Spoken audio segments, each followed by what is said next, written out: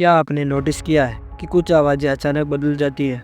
कुछ साल पहले तक जो आवाज़ें सत्ता के करीब मानी जाती थी, आज वही आवाज़ें सवाल पूछ रही है। The BJP must know that a pregnant woman in Madhya Pradesh's Rewa district died in agony.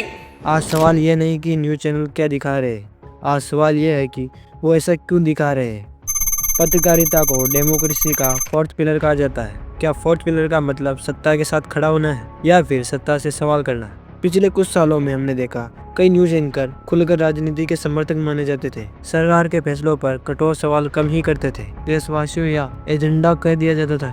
लेकिन अब वही एंकर महंगाई, बेरोजगारी, कानून व्यवस्था जैसे मुद्दे पर सवाल उठा रहे हैं। सरकार से सीधे और तीखे सवाल पूछ रहे हैं। 6 महीने बाद घर से निकल नहीं पाएगा और हिंदुस्तान की युवा इसको पकड़ के डंडा मारेंगे। सवाल ये है, क्या ये पत्रकारिता की वापसी है? आज कई लोग कहते हैं अंजना ओम कसव, अनुराग गोस्वामी, क्या इनके अंदर अब पत्रकारिता जाग गई है? लेकिन एक निष्पक्ष नज़र से देखे तो पत्रकारिता कोई भावना नहीं है जिसे जागना पड़े। वो तो एक जिम्मेदारी है जो या तो निभाई जाती है या टाल दी जाती है। तो सवाल ये नहीं है कि कौन बदल गया, सवाल ये है क्यों बदला। क्या ये व्यक्तिगत बदलाव है या फिर न्यूज इंडस्ट्री की मजबूरी है या फिर टीआरपी डाउन होने का कारण, या फिर ये भी हो सकता है कि देश की हालत को देखते हुए अब मीडिया किसी पॉलिटिक्स पार्टी से फंडिंग लेना बंद कर दिया हो। वेल कारण कुछ भी हो, पर जनता व देश के लिए तो ये बुरी न्यूज हो सकती है। पॉलिटिक्स को भी पता चले कि पत्रकारिता क्या होती है, क्योंकि पत्रकार जब तीखे सवाल पूछते हैं तो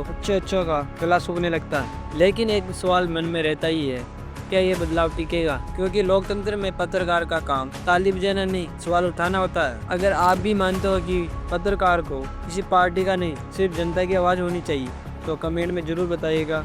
और हाँ, आपके हिसाब से पत्रकारिता सच में बदल रही है या सिर्फ रूप, ये भी कमेंट बॉक्स में बताइएगा।